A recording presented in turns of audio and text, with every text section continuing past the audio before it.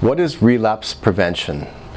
This refers to a skill set that people learn generally in recovery, in rehabs, to avoid going back to their old ways. Relapse is very common. It's a huge part of recovery for many people.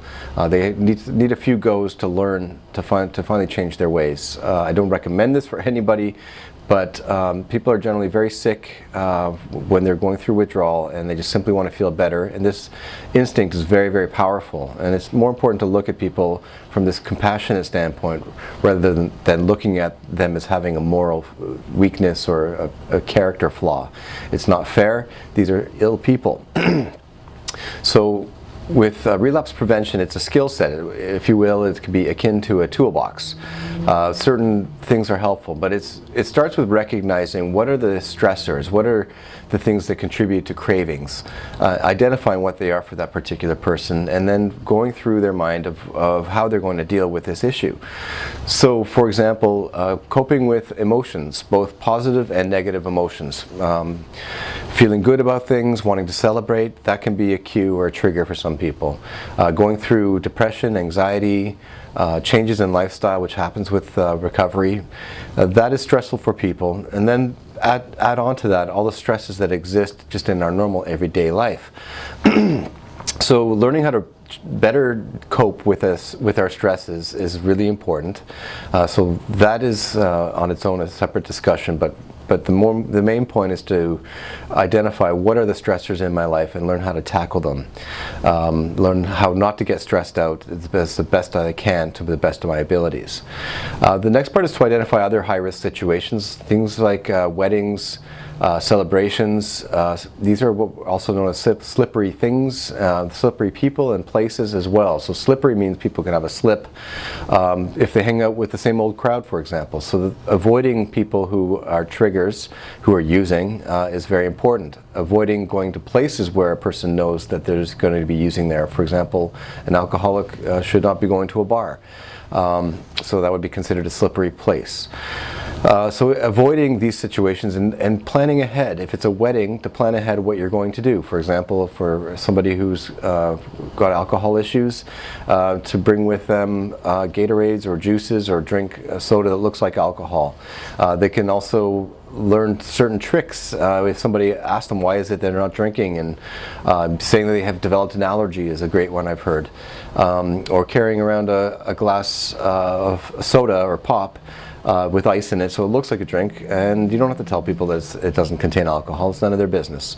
So that's little things that people can do to avoid it, and avoiding the confrontation and the discomfort that can occur in such situations where it's socially acceptable to drink. Other things, the main one for me, the most important part of relapse prevention is learning how to deal with my cravings. They happen all the time in the beginning, and fortunately they become less frequent and less intense over time. And I've become a master of this. It's always a work in progress, but the main thing is I don't allow myself to think too much about what it is. Sometimes they come out of nowhere, a craving. Sometimes there's a trigger, of stress in my environment, but a lot of times it's just the most mundane, benign thing can lead to thinking about my drug of choice. And the key is to not fester, not let myself continue thinking along this path, because what starts off as a small trigger can grow and grow. And if I was to entertain this and start fantasizing about it and planning things ahead, then that is very dangerous and imminent sign of relapse. So identifying things that make me that are my triggers, learning how to be aware, like cognitive therapy, aware of my own thinking and identifying what that trigger is, and then writing it out. Most cravings last approximately a minute, so if I can just wait it out, give it some time, think about other things, then most of the time I can get through it. And I've been successful for over 3.5 years. So once a person develops this tool and uses it so many times because of all the cravings that I have, I've become a very effective user of these tools. And finally, part of relapse prevention is communication. To be connected with other people. Addiction is an illness of isolation, whereas recovery is all about being connected with others, where I can express myself, where I'm laughing with others, I'm crying with others, but having a connection with other people, family, friends, 12-step meetings, aftercare groups, at work, it doesn't matter, but human beings, we're not meant to be isolated. It's not in our natures. We are social animals, and it's important to be involved in the community. I do this through my self-help groups, but I also volunteer.